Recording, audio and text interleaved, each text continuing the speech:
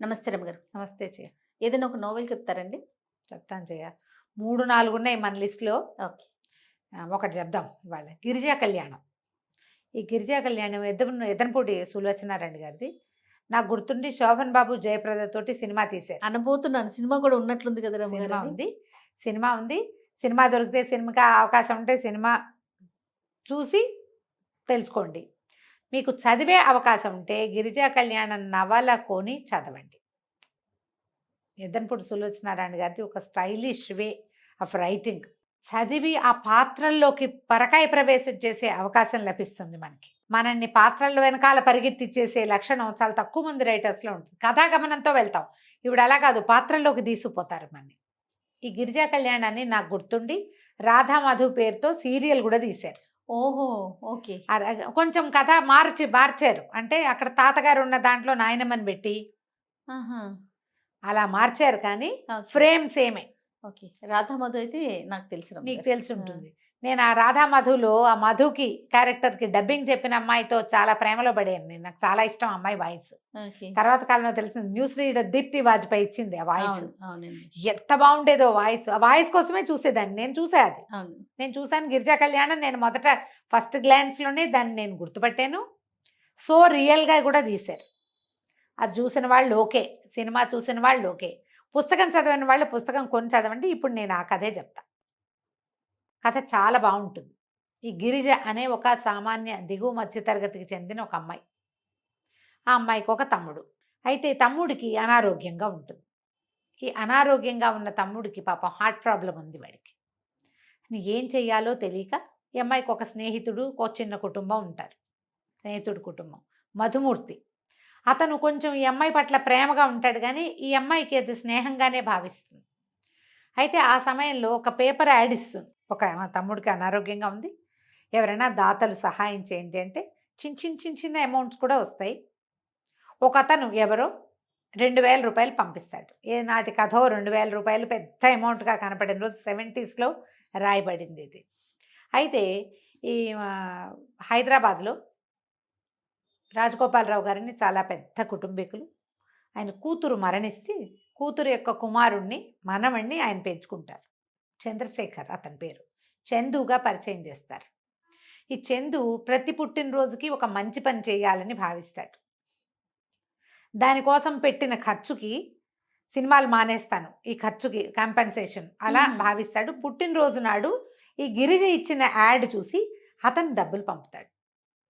ఈ పంపించడానికి ఇంట్లో ఉన్న సాయన్నని ఒక పనివాడితోటి ఆ డబ్బులు పంపించి ఆ అమ్మాయికి పోస్ట్ బాక్స్ నెంబర్ ఇస్తాడు, కానీ ఉత్తర ప్రత్యుత్తరాలకు అవ్వాలి మళ్ళీ థ్యాంక్స్ చెప్పి మన ఇంటికి వచ్చి గోలంతా ఎందుకు, హెల్ప్ చేసాం అయిపోయిందంటాడు. ఈ డబ్బు పట్టుకుని డబ్బులు వచ్చేసరికల్లా ఈ గిరిజ ఏం చేస్తుంది, తమ్ముడిని తీసుకుని ఆ ఊర్లో తమున్న ఊర్లో, విజయవాడ నుంచి ఏమో అని అనిపిస్తుంది నాకు, విజయవాడ దగ్గర ఏదో చిన్న ఊరు, ఒక డాక్టర్ గారితో ఉత్తరం రాయించుకుని బయలుదేరేసరికి మధుమూర్తి వస్తాడని నమ్ముతుంది. తనతో పాటు సడన్గా అతనికి ఉద్యోగం వస్తుంది. జాయిన్ అవ్వాలి, గవర్నమెంట్ ఉద్యోగాలు జాయిన్ అవ్వాల్సిందిగా బ్యాంక్ ఉద్యోగం తప్పనిసరని అతను ఉద్యోగానికి వెళ్ళిపోతే ఈ అమ్మాయి ఒక్కతే తమ్ముడిని తీసుకుని బయలుదేరుతుంది. బయలుదేరే టైంకి ఏమవుతుంది, ఇవి చందు వాళ్ళ మేనత్త కొడుకు పెళ్ళికి చందు తాత ఇద్దరు బయలుదేరుతారు. రాజగోపాలరావు గారు ఇతను ఇద్దరు బయలుదేరుతారు, కానీ చందు రాడు. ఆయన ఒక్కరే ఆ పెళ్ళికి వెళ్తారు. పెళ్ళికి వెళ్ళి తిరిగి వస్తూ ఈ రైల్వే స్టేషన్లో గిరిజని తమ్ముడిని కలుస్తారు. అయితే దీనికి పూర్వభాగం మనం ఏం చెప్పాలంటే, చందుకి వివాహము వాటి మీద ఆసక్తి ఉండదు, సంసార తాపత్రయం లేదు, బిజినెస్ చూసుకోడు, హాయిగా కులాసాగా తిరుగుతాడు. తాత బోళ్ళు సంపాదించారు, బోళ్ళు ఫ్యాక్టరీలు ఉన్నాయి. కమల ఆయన కూతురు పేరు, ఆవిడ పేరు మీదే ఎన్నో ఫ్యాక్టరీలు అవి ఉన్నాయి. ఎప్పటి డబ్బులు తీసుకోవడం, ఫ్రెండ్స్తో జల్సాగా ఉండటం, హాయిగా సరదాగా సంతోషంగా ఉండటం. ఆడపిల్లల జోలికి వెళ్ళేవాడు కాదు. తాతకి పెళ్లి చేసేయాలి ఎలాగైనా అని ఉంది, కానీ అతను ఎట్టి పరిస్థితుల్లో పెళ్ళికి దిగడు. ఈ స్నేహితుల్లో ఒకటి, ఈయనకి ఒక ఫ్రెండ్ ఉంటారు, లాయర్ గారు అబ్బాయి, ఈ వేణుకి ఈ మా చందుకు ఫ్రెండ్ అనమాట. అయితే ఈ లాయర్ గారు అబ్బాయి పెళ్లి చేసుకుని పెళ్ళంతో వాడు పడే తిప్పలు చూసి, ఇంకా బాబోయ్ హెల్ పెళ్ళంటే పెళ్లి పనికిరాదు అనుకుంటారు. పిల్లలు అట్లాగే కదండి. అలాగే అవుతారు. అమ్మో వాళ్ళు చస్తున్నారు, మనం కూడా చస్తామనుకుంటారు. ఇతనికి బేసిక్గానే కొంచెం ఆడపిల్లల జోలికి వెళ్ళేవి. చాలామంది అమ్మాయిలు వీడు వెనకాల పడతారు, డబ్బు పిల్లాడు అందంగా ఉంటాడు, కానీ అతను ఎవరి జోలికి వెళ్ళడు, గట్టిగా ఉంటాడు. అయితే ఈ గిరిజ ఇవి పెళ్ళికి బయలుదేరి ఆయన రైల్వే స్టేషన్లో దిగబడతాడు. ఈ అమ్మాయి ఏ కంపార్ట్మెంటో చూసుకోవడానికి వెళ్ళేసరికల్లా ఈ తమ్ముడు తన నుంచోబెట్టిన చోట కనపడ్డ అటు ఇటు చూస్తే ఒక ముసలాయన ఎవరో చక్కగా సిల్క్ బట్టలు వేసుకుని అందంగా హ్యాండ్సమ్గా ఉన్న ఒక ముసలాయన గుండె పట్టుకుని కూలిపోయి ఉంటే తమ్ముడు ఆయన పక్కన నిలబడి కనపడతాడు. ఏమిట్రా అంటే ఇంకేదో ప్రాబ్లంగా ఉందక్క, నన్ను కేకేశారు అందుకని వచ్చానంటే ఆయన బ్యాగ్లోంచి ఏదో మందులు తీసి వేస్తుంది కానీ ఆయన నిలవలేకపోతాడు. హార్ట్ అటాక్ వస్తుంది. అయ్యో ఈ రైలు వదిలేస్తారు వీళ్ళు. మరి ఇలా ఉంటే చేయి పుచ్చుకుంటే చేయి వదిలిపెట్టలేకపోతారు. సామాన్లు కాస్త పోతాయి, వీళ్ళు బ్యాగు పెట్టే పోతాయి. అయితే ఒక హ్యాండ్ బ్యాగ్ వేసుకుంటుంది, అందులో తమ్ముడు రిపోర్ట్లు, హాస్పిటల్ అడ్రస్, కొద్దిపాటి డబ్బులు ఉంటాయి. బట్టలు పోతాయి, పెట్లు ఎవరో పట్టుకుపోతారు. ఈ లోపల టీసీని పిలుచుకొచ్చేసరికి స్టేషన్ మాస్టర్ వచ్చి చకచక ఈయనకు ఒక డాక్టర్ని అరేంజ్ చేసి కాస్త ఆయన కుదుట పడ్డాక ఆయన స్పృహ వచ్చి సరిగ్గా అయిన తర్వాత ఆయన చెప్తాడు, అయ్యో ఎవరు ఏం చేశారు నాకంటే ఈ అమ్మాయి మీకు సహాయం చేసింది, తమ్ముడు పాపం వాళ్ళ రైలు బట్టలు సామాన్లు కూడా పోయినాయండి, రైలు కూడా తప్పిపోయిందంటే ఈయన మళ్ళీ డబ్బులు ఇచ్చి మాకు ఇంకొక 3 టికెట్లు అరేంజ్ చేయండి అని చెప్పి అరేంజ్ చేయించి తనతో పాటు తీసుకెళ్తాడు హైదరాబాద్ రైల్వే స్టేషన్కి. వెళ్ళినప్పుడు చెప్తుంది తమ్ముడికి ఇట్లా అనారోగ్యమని హాస్పిటల్కి వచ్చామని ఉస్మానియాలో చేరబోతామని చెప్తుంది. దిగాక సాయన్ వస్తాడు ఈయనకి రైల్వే స్టేషన్కి కార్ తీసుకుని. ఈయన తన ఇంటికి వెళ్ళిపోతూ ఈ అమ్మాయిని వాళ్ళకి కావాల్సిన వాళ్ళ ఇంటికి తీసుకెళ్ళి దింపేసి ట్యాక్సీలో తీసుకెళ్ళమని ఓ ట్యాక్సీకి డబ్బులు అవి ఇచ్చి వెళ్ళిపోతాడు, ఆయన ఇంటికి వెళ్ళిపోతాడు. తీరా వీళ్ళు వాళ్ళు ఎవరింటికో ఎవరో చుట్టాలు ఫ్రెండ్స్ వాళ్ళని అరేంజ్ చేసుకుని వచ్చింది. అక్కడికి వెళ్ళేసరికి వాళ్ళ మనవరాలు ఎవరో చనిపోయారని రాత్రికి రాత్రి వాళ్ళ ఇంట్లో నుంచి వెళ్ళిపోతారు. అక్కడ ఎవరు ఉండరు. అయ్యో అక్క తమ్ముడు మిగిలిపోతారు. సరే హాస్పిటల్కి వెళ్తారు. మరి ఏం చేస్తారు, వీళ్ళ దగ్గర బట్టలు లేవు, పాతలు లేవు. ఎట్లాగో రోడ్డు మీద ఎక్కడో మంచినీళ్ళ పంపు దగ్గర మొహాలు కడుక్కుని ఏదో కాస్త కాఫీ తాగి టిఫిన్ తిని ఆ హాస్పిటల్కి వెళ్తారు. ఆయనేమో విసుక్కుంటూ ఇంకో 2-3 అడ్రస్లు తెచ్చుకోవాలి, ఇప్పుడు మేమేం చేస్తాం అని ఆయన విసుక్కుని మేము ఇక్కడే ఉంటామండి, హాస్పిటల్ బయట పడుకుంటాం బెంచీల మీద ఏదో ఏర్పాటు చేసుకుని డబ్బులు ఉన్నాయిగా కొద్దిగా తమ్ముడికో జత బట్టలు తెస్తుంది. మర్నాడు ఆ రోజు సాయంకాలానికో ఉస్మానియాలో చేర్చేస్తారు. ఈ పిల్లవాడికి ఆపరేషన్ చేయాల్సిన డాక్టర్ ఫారిన్ రిటర్న్డ్ ఆయన వస్తాడు. డబ్బులు ఉన్నాయిగా పర్వాలేదు, ఈ సర్జరీ ఈ 4-5 రోజులు అబ్బాయికి మెయింటైన్ చేసి అన్నీ బాగుండాలి కదా, టెస్ట్ రిపోర్ట్లు అన్నీ వచ్చాక ఆపరేషన్కి తీసుకెళ్తారు. అప్పుడు ఈయన రాజగోపాలరావు గారు వస్తాడు. ఆయనకి 2-3 రోజుల పాటు ఇండ్లు చేరాక రకరకాల టెస్టులు చేసి మందులు వేసి కొంచెం ఆయన విశ్రాంతి తీసుకుని 4-5 రోజులకి ఆయనకి తడుతుంది వాళ్ళ తనని తీసుకొచ్చిన పిల్ల ఏమైపోయిందో అని. సో ఆయనని అడిగితే నేను హాస్పిటల్ దగ్గర దింపానండి, వాళ్ళ చుట్టాలు వాళ్ళు లేరంటే ఇలా దిపోమంటాడు. అయ్యయ్యో అట్లా వదిలేసావా, పిల్ల పాపం చిన్న కుటుంబంలాగా ఉంది, ఏమీ లేవు మెడ మీద మెడలోని చేతులకి కూడా. తమ్ముడిని హాస్పిటల్కి తీసుకొచ్చింది, ఈ ఊళ్ళో తెలిసిన వాళ్ళు ఎవరు లేక ఆ పిల్ల ఏమైపోతుందో అని ఇక ఆయన అన్ని హాస్పిటల్స్ గాలిస్తాడు. బాగా డబ్బులు ఉన్న వాళ్ళు కదా, ఉస్మానియాలో పట్టుకుంటాడు. సరిగ్గా ఆ తమ్ముడిని ఆపరేషన్ తీసుకెళ్తారు, ఈయన వెళ్తాడు. వెళ్ళి చూసి సరే అమ్మాయిని బాగా ఆదరించి ఒక స్పెషల్ రూమ్ అరేంజ్ చేసి పిల్లవాడి ఆపరేషన్కి ఇంకా అవసరమైనవి మందులు మాకులు పళ్ళు గిళ్ళు సమస్తం అరేంజ్ చేస్తాడు. ఆ పూట కనుక అక్క తమ్ముడు తనని ఆదరించకపోయి ఉంటే రైల్వే స్టేషన్లోనే పోయేవాడు ఆయన, దిక్కు లేకుండా అయిపోయేది. వీళ్ళు ఇంత పని చేశారు కదా, దాంతో బాగా బాగా చూస్తాడు. మా ఇంటికి రండి అంటారు. రండి అంటే సరే రమ్మంటే మా అమ్మ ఏమన్నా చూస్తారా హైదరాబాద్లో అని అడుగుతాడు. మా అక్క ఒకే ఒక మనిషిని చూడాలి, ఆయన చంద్రశేఖర్ అని ఒక ఆయన మా డబ్బులు పంపించాడు, ఎప్పటికైనా ఆ చందు అని రాసున్న సంతకం చూసుకుంటూ ఉంటుంది అనమాట. అమ్మాయికి ఒక ఫ్యాసినేషన్గా ఉంటుంది ఆ మనిషిని చూడాలని. అయితే ఈయనకి ఏమనిపిస్తుంది, మనవడిని చూపిద్దామనిపిస్తుంది. ఈయన బాగా ఆలోచించి ఎవరికి పంపించారు అని ఆరాధీసి సాయం నన్ను కనుక్కొని తన మనవడే వీళ్ళకి డబ్బు పంపించాడని తెలుసుకుంటారు. పెద్ద ఆయన తెలుసుకుంటారు. సరే వీళ్ళ ఇంటికి చేరుస్తారు. ఆ చందు కూడా పరిచయం అవుతాడు. అమ్మాయికి ఎంత అద్భుతంగా అనిపిస్తుంది అంటే ఉంగరాల జుట్టు, ఫ్యాన్సీగా ఉన్న అబ్బాయి, ఇంత ఆటకాయితనంగా ఉన్నవాడు ఒకళ్ళ ప్రాణం రక్షించడానికి డబ్బులు ఇవ్వటమా, అదెంత విచిత్రమైన విషయం. అంతేగా, ఒక రకమైన ప్రేమలో పడుతుంది అతనితోటి. బాగానే ఉంటుంది, అతను పెద్ద పట్టించుకునే రకం కాదు కదా. రోజులు గడుస్తాయి. ఈ లోపల ఇతనికి ఏదో పెళ్లి సంబంధం కుదర్చపోతే ఆ పెళ్లి సంబంధం చెడగొట్టుకుంటాడు. ఈయనకి ఏమనిపిస్తుంది, ఈ గిరిజ ఈ పిల్ల చాలా తెలివిగలది, బుద్ధిమంతురాలు, పేద పిల్ల, దీని చేతిలో కనుక మనవడిని పెట్టేస్తే దారికి వచ్చేస్తుంది, అంతా నేర్చుకుంటుందని ఏం చేస్తాడు, నీకు పెళ్లి చేసుకోకపోతే నేను చచ్చిపోతానని వెళ్ళిపోతానని ఆస్తి వీటికి రాసేస్తానని మనవడిని బాగా బెదిరించి సరే అని ఒప్పేస్తాడు. ఈ గిరిజన చేసుకోవడానికి ఒప్పిస్తాడు. గిరిజన్ చెప్పడు, ఆ, గిరిజన్ చెప్పడు ఆయన. ఆహా. చెప్పకుండా పెళ్లికి ఏ సంబంధం ఎవరిని కుదిర్చినా చేసుకుంటాను నేను ఇలాగా చేస్తాడు. నిశ్చితార్థం టైంకి పట్టుచీర కట్టుకుని గిరిజ కిందకు వచ్చేసరికి వాళ్ళు నిర్ఘాంతపోతాడు. ఇతను ఒళ్ళు మండిపోతుంది, ఇది ఏకుమేకైపోయింది అనిపిస్తుంది. ఆ, ఇక ఏం చేస్తారు, నాకు ఈ పెళ్లి ఇష్టం లేదని చెప్తాడు అమ్మాయికి. తాతయ్య కోసమే చేసుకుంటున్నానంటుంది అమ్మాయి కూడా. సరే పెళ్ళి అయిపోతుంది. అందరూ ఆశ్చర్యపోతారు, ఇదేంటి ఇంత నిరాభరణంగా ఉంది, పేదింటి పిల్లని ఇట్లా చేసుకుంటున్నారు, వాళ్ళని చేసుకోకూడదా, వీళ్ళని చేసుకోకూడదా, దీన్ని చేసుకోవటం ఏమిటి అని ఆశ్చర్యపోతారు. కానీ ఆయనకి ఎవరు అక్కర్లా, ఆ గిరిజే కావాలి. ఆ పిల్ల సమర్థత, దాని తెలివితేటలు, నిదానం, వినయం అన్నీ నచ్చేసాయి. అన్నీ నచ్చినాయి. ఏదైనా ఇట్లా చూపిస్తే అల్లుకుపోయి తెలివితేటలుగా నేర్చేసుకునే విధానం. నీ తమ్ముడిని చదివిచ్చే పూచి నాది, వాడి జీవితాన్ని ఒక దారిలో నేను పెడతాను, వీడి పెళ్లి చేసుకుని ఉద్ధరించమని ఆ పిల్లని ఒప్పిస్తాడు ఆయన. తమ్ముడినేమో కొడైకెనాల్లోనే కాదు, భీమ్లీలోనే ఎక్కడో మంచి స్కూలు, ఓ, హార్స్లీ హిల్స్ అనుకుంటా, ఎక్కడో స్కూల్లో పెట్టేస్తాడు. ఉమ్, పిల్లాడికి కూడా ఫ్యాన్సీగా ఉంటుంది వాడికి కూడా. ఇలా పెళ్ళని కార్డు మధుమూర్తి వాళ్ళకి పంపిస్తారు. పంపించేసరికల్లా ఆ మధుమూర్తి చెల్లెలు లక్ష్మి, ఈ అమ్మాయి ఫ్రెండ్, మా అన్నయ్య నిన్ను ప్రేమించాడు, నువ్వు ఇంత పని చేస్తావా, డబ్బుల కోసం పెళ్లి చేసుకుంటున్నావని ఉత్తరం రాస్తుంది. తనకు ఆ ఉద్దేశం లేదు. మధుమూర్తి మంచి స్నేహితుడు, ఏనాడు అతన్ని పెళ్లి చేసుకుందామని ఓ కూడా రాల తనకి. ఆశ్చర్యపోతుంది, ఏం చేస్తున్నా ఉత్తరం పక్కన పెట్టుకుంటుంది, ఇంకేం చేయలేదు.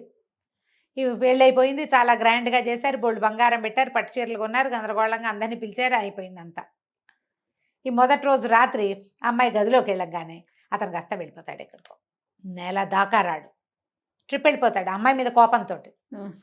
వచ్చి ఏకుమేకైపోయావని ఏం చేస్తుంది, మొదటి రాత్రి భర్త వదిలిపెట్టి వెళ్ళిపోతే తాత ఆయన ఏం చేయలేక, అమ్మాయి వీడు ఇట్లాంటి వాడు, వీడికి ఒక ఆటకాయితనం, నువ్వు మెల్లిగా కంపెనీ నడపటం అన్నీ నేర్చుకో, పనులన్నీ నేర్చుకో, తను నీ చేతిలో పెడుతున్నా అంటే. ఏం చేయలేక ఆ తమ్ముడు భవిష్యత్తు కోసం వాడిని బతికించిన వాడి పట్ల కృతజ్ఞత, తనకి ప్రీతి ఉంది వాడంటే, అమ్మగుడంటే ఇష్టం ఉంది. ఇక మెల్లిగా ఫ్యాక్టరీ పనులు, ఆఫీస్ పనులు అన్నీ నేర్చుకోవటం మొదలుపెడుతుంది. అతను తిరిగి వస్తాడు. తిరిగి వస్తే ఆ ఫ్రెండ్స్ వాళ్ళందరినీ కొంచెం దూరం పెడతారు, కానీ మళ్ళీ ఆ ఫ్రెండ్స్తో తిరిగితే ఈఎంఐ కూడా వెళ్తానంటుంది, వస్తానంటుంది పార్టీకి. నువ్వు ఈ చీర కట్టుకుని వస్తావు అమ్మవార్లు అంటే, ఏముంది నా స్టైల్ నాది అని వచ్చేస్తుంది. పిల్లేమో అందంగా ఉంటుంది. ఇక మెల్లిగా అడ్జస్ట్ అవ్వటం మొదలు పెడతారు. కానీ అతను భార్యని గట్టిగా స్వీకరించే ఉద్దేశంలో ఉండడు. సడన్గా ఒకరోజు ఆయనకి హార్ట్ అటాక్ వచ్చి చనిపోతాడు. అంతకుముందే తెక్కొట్టేసుకుంటారు వీళ్ళిద్దరు, మొగుడు పెళ్ళం. ఎంతసేపు బాధించుకోవటమే. ఆయన ఏం చేస్తాడంటే ఒక బిల్లు రాస్తాడు. బిల్లు రాసి రిజిస్టర్ చేసి పెడతాడు. ఎప్పుడైతే ఈ తాతగారు మరణిస్తారో వాడు అతను షాక్లోకి వెళ్ళిపోతాడు చందు. ఈ అమ్మాయికి షాక్గానే ఉంటుంది. ఆ 10 రోజులు దినవారాలు అవ్వగానే కామ్గా వెళ్ళిపోతుంది అక్కడి నుంచి. వెళ్ళిపోతుంది బయటికి. వెళ్ళిపోయి ఏదో హాస్టల్లో చేరుతుంది, ఏదో చిన్న ఉద్యోగంలో చేరుతుంది. ఈ లోపల మధుమూర్తి వాళ్ళు ఈ ఊళ్ళోకి వస్తారు. అతను ఈ ఉత్తరం చదువుతాడు. ఎవరు, చందు ఈ ఉత్తరం చదువుతాడంటే, డబ్బుల కోసమే నువ్వు నన్ను చేసుకున్నావు అంటాడు తను. నాకు మధుమూర్తి మీద ఆ ఉద్దేశములు నీకు అసలు సంజాయిషి చెప్పను, నేను తాతగారి కోసం చేసుకున్నా, ఆయన పోయాడు, నేను నీతో ఉండనని వెళ్ళిపోతుంది. ఇక అమ్మాయిని ఇంటికి తీసుకురావడానికి శత విధాలా ప్రయత్నం చేస్తాడు. ఆహా, చందునే మారతాడు. ఇప్పుడు పరువు పోతుంది, వీడి భార్య అని అందరికీ తెలుసు, హైదరాబాద్లో పెద్ద ప్రముఖులందరికీ తెలుసు. ఆ అమ్మాయి ఇంట్లో నుంచి వెళ్ళిపోవటం ఏంటి, ఓ చిన్న ఉద్యోగం చేయటం ఏమిటి. పైగా ఏమవుతుంది, ఎప్పుడైతే ఈ అమ్మాయి వెళ్ళిపోతుందో ఆ రోజు ఇతనికి తాతయ్య విల్లు గురించి క్లియర్గా తెలుస్తుంది. చందుకు కానీ గిరిజకు కానీ ఈ ఆస్తి మీద అనుభవించే హక్కే కానీ అమ్మే హక్కు లేదు. ఈ ఆస్తి మొత్తాన్ని చందు గిరిజలకు పుట్టే సంతానానికి రాయబడి ఉంది, పిల్లలకే. ఒకవేళ ఎట్టి పరిస్థితుల్లో, ఏ పరిస్థితుల్లో అయినా చందు గనక గిరిజని తృణీకరించిన పక్షంలో, ఒకవేళ అమ్మాయిని కాదంటే, ఆ అమ్మాయి దయతలిస్తే తీసుకోవాల్సిందే కానీ లేకపోతే వీడికేం లేదు, కాంతపోతాడు. ఇంత పని చేశాడంటే అమ్మాయికి తెలియదు, మేమే చేసాం, నేనే రాశాను, మీ తాత చెప్తే నేను వద్దని చెప్పిన ఆయన వినలా, వీడిని మార్చడానికి ఇంకో దారి లేదన్నాడు. ఇప్పుడు నువ్వేం చేస్తావో చేయి, మీ తాత ఆశ నెరవేరుస్తావా నెరవేర్చవా. ఇక బతిమలాడతాడు దాని వెనకాల పడి ఇంటికి రమ్మని. ఎంత బతిమలాడినా రాదు. చివరికి ఒక యాక్సిడెంట్ లాంటిది అయ్యి తప్పనిసరి ఇల్లు చేరుతుంది. ఆయన వచ్చి కేకలేస్తాడు. ఆ లాయర్ ఉంటాడు కదా వీళ్ళ తాత ఫ్రెండ్, ఆయన వచ్చి, ఏమిటిది పరువు, ఆయన ఎవరి కోసం చేసుకున్నావా, ఆయన పరువు రోడ్డెక్కిస్తున్నావు నువ్వు, సర్దుకుని ఉండండి. ఇతను 1-2 సార్లు తాగి ఉన్నప్పుడు, తన దగ్గరకు వచ్చినప్పుడు ఆ అమ్మాయికి ఇతను మేరీ అంటున్నట్టుగా వినపడుతుంది. మ్మ్. ఈ మేరీ ఎవరో తెలియదు. అయితే తన సామాన్లు మెల్లిగా ఇంట్లో ఉండటం మొదలు పెడుతుంది. ఆఫీస్ పనులు అయితే అమ్మాయి ఏం చెప్తుందంటే కొన్ని రూల్స్ పెడుతుంది అనమాట. 3 నెలల పాటు మీ ఇద్దరు కలిసి ఉండండి, 6 నెలలు కలిసి ఉండండి, ఎక్కడికి వెళ్ళొద్దు, అంటే మీరు విడిపోవద్దు, అది కలిసి ఉండలేమనుకుంటే అప్పుడేదో డివోర్స్ ఏర్పాటు చేస్తానంటాడు. సరే, ఇతను ఫ్రెండ్స్ తోటి వెళ్ళకూడదు, ఆఫీస్కి రావాలి, ఫ్యాక్టరీస్ పనులు నేర్చుకోవాలి, ఫ్రెండ్స్తో పరిచయం చేయకూడదు, ఆడితే పేక నాతోటే ఆడాలి, బయటకు వెళ్ళడానికి వీల్లేదని పెడుతుంది. ఇద్దరు కలిసి పేక ఆడుకుంటారు, ఫ్యాక్టరీలకు వెళ్తారు, ఫ్యాక్టరీ మెల్లిగా పనులు ఒకటి ఒకటి అమ్మాయి చకచకా నేర్చేసుకుంది. ఒకటి ఒకటి నేర్చుకోవటం మొదలు పెడతాడు. మెల్లిగా పనుల్లో వీళ్ళిద్దరు పడతాడు. క్లోజ్ అవ్వటం మొదలు పెడతారు. అయితే ఈ మేరీ ఆ మేరీ ఎవరు అని మెల్లిగా ఆరా తీస్తుంది. మేరీ ఎవరంటే ఈ పనివాడు చెప్తాడు, ఒక ట్యూషన్ మాస్టర్ ఒక ఆయన ఉండేవారు, వాళ్ళ మేనగోడలు మేరీ.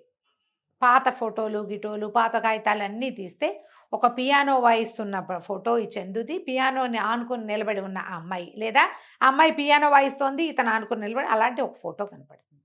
ఈ మేరీ తెలుసుకోవాలి ఎలాగైనా. అయితే ఈ పేపర్లు తిరిగేస్తుంటే ఎవరో ఒక ఆయనకి థామస్ విలియమ్స్ అలాంటి పేరు, ఆయనకి డబ్బులు పంపిస్తున్నారు ప్రతి నెల. మ్మ్. సరే, ఏం చేస్తుంది, తను హాస్టల్లో కొద్ది రోజులు తను బయటికి వెళ్ళిపోయి హాస్టల్లో ఉంది కదా, ఆ హాస్టల్లో ఉన్నప్పటి ఫ్రెండ్ ఓ పారిజాతాన్ని పుచ్చుకుని వరంగల్ ఆ డబ్బులు పంపిస్తున్న చోటికి వెళ్తుంది. కొంచెం బయటికి పారిజాతం వాళ్ళ అమ్మ కొట్లో బాగుండలేదు, చూసొస్తానని చెప్తుంది మొగుడికి. వెళ్తే అక్కడ ఒక ముసలాయన ఉంటారు.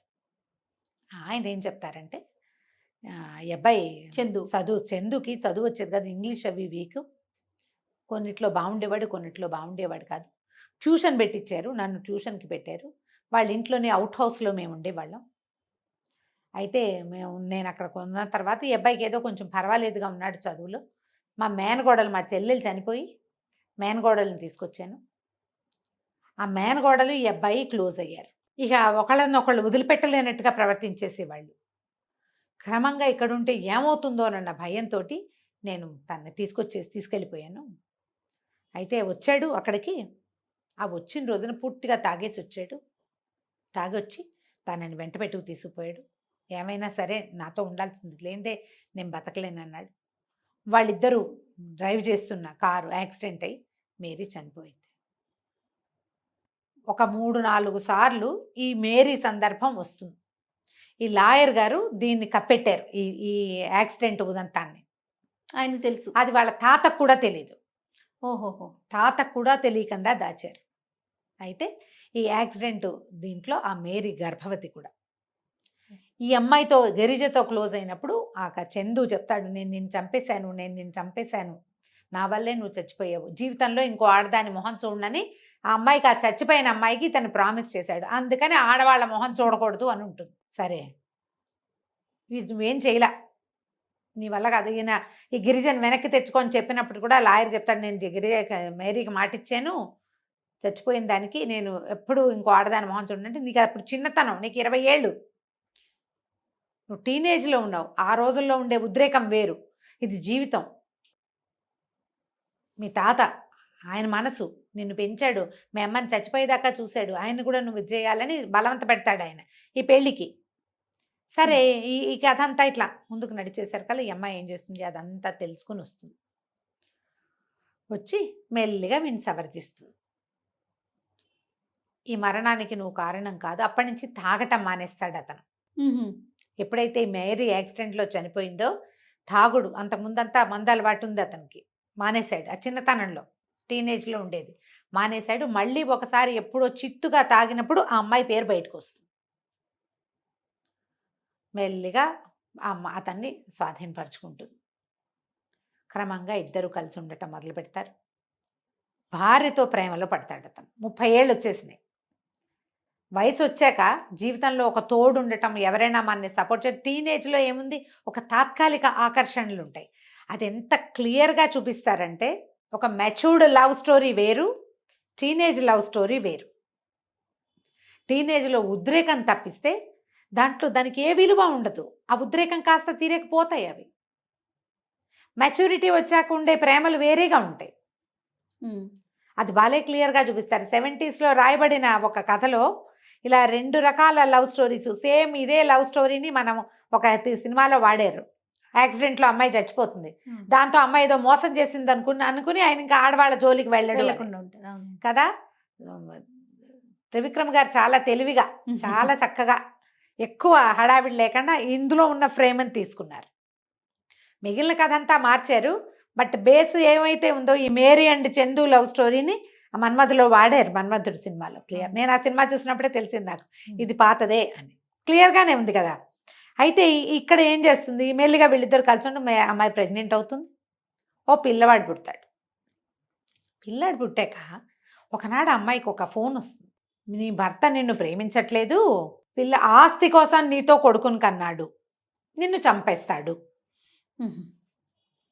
దాంతో అమ్మాయికి ఒక ఉద్రేకం వచ్చేస్తుంది. పోస్ట్ పార్టం అంటారు.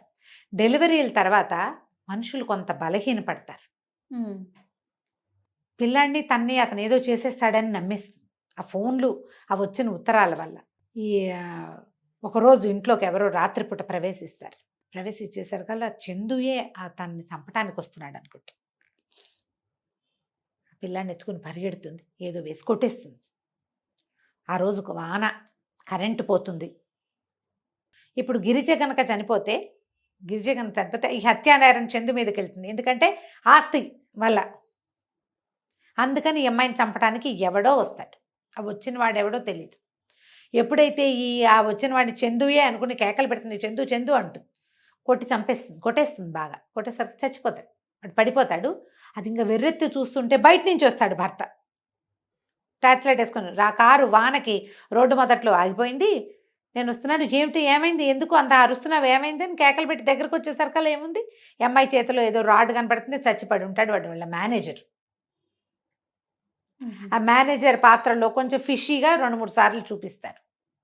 అతనికి మొదటే తెలుసు ఇది. ఈయన రాసేటప్పుడు ఎప్పుడైతే ఈ మన విల్లు రాస్తారో అప్పుడే అతను తెలుసుకుని ఎలాగైనా ఇతన్ని ఇరికించి ఆస్తి తాలూకు మేనేజ్మెంట్ అంతా తన చేతుల్లోకి వచ్చేలాగా ప్లాన్ చేసుకుంటాడు.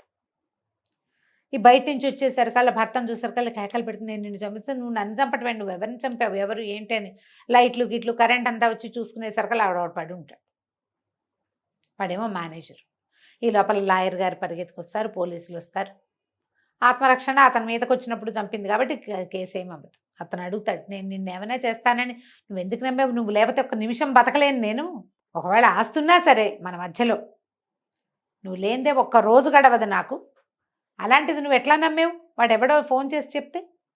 ఒక బలహీనమైన క్షణంలో నమ్మేస్తుంది. మనం కూడా అలాగే చేస్తాం కదా. ఈ కథ అయిపోయింది కదా. తర్వాత వీళ్ళిద్దరూ హాయిగా ఉంటారు, బోళ్ళంతమంది పిల్లల్ని కందాం అనుకుంటారు, సంతోషంగా ఉంటారు. ఈ గిరిజా కళ్యాణాన్ని మొదటి నుంచి చివరి దాకా చదివితే గిరిజ క్యారెక్టర్లో చాలాసార్లు మనం కనపడతాం. కాస్త సమర్థులు, తెలివైన వాళ్ళు, మెచ్యూర్డ్గా ఉండే ఆడపిల్లలు స్ట్రాంగ్గా ఉంటే ఎలా ఉంటుందో చూపిస్తారు. చందు క్యారెక్టర్ కూడా అతన్ని కొన్ని ఫ్లాస్ ఉన్నా కూడా, అతనికి ఫ్రెండ్స్ ఉన్నారు అయినా కూడా హీరోయిజం కనిపిస్తుంది, అతనిలో కనపడుతూ ఉంటుంది. శోభన్ బాబు ఎంత బాగుంటారో, జయప్రద ఎంత బ్యూటిఫుల్గా ఉంటుందో ఆ సినిమాలో, భలే అందంగా ఉంటుంది ఆవిడ. బాగా తీశారు. ఎవరు తీశారో నాకు గుర్తులేదు జయ, చాలా రోజులు ఆయన చూసి. ఓకే, భలే బాగా తీశారు. గిరిజా కళ్యాణం దొరికితే తెచ్చుకుని చదవండి. ప్రతి పాత్రని భలే ఎలివేట్ చేస్తారు. ఇంతకీ పాపం ఈ మధ్యలో మధుమూర్తి చనిపోతాడు ఏదో బస్ యాక్సిడెంట్లో. ఆ అమ్మాయికి అతని సహాయం కూడా ఉండదు, అతని సహాయం ఉండదు. ఇతను తెలుసుకుంటాడు వీళ్ళిద్దరి మధ్య ఏమీ లేదు అనేది, ఏమో అనుమానం ఏం లేదు అతనికి. చాలా క్లియర్గా సంఘటనలు ఒకదాని వెనకాల ఒకటి పేర్చుకుంటూ తీసుకొస్తారు. ఎద్దనపూడి సులోచనారాణి నవల చదవటువంటి పక్కన నిలబడి 2 జీవితాలు మనం చూస్తున్నట్టుగా కనపడుతుంది. ప్రత్యక్షంగా చూడండి, పుస్తకం కొని చదవండి. డెఫినెట్గా. కథ కంచికి మనం ఇంటికి. సూపర్ అమ్మగారు. నమస్తే. నమస్తే.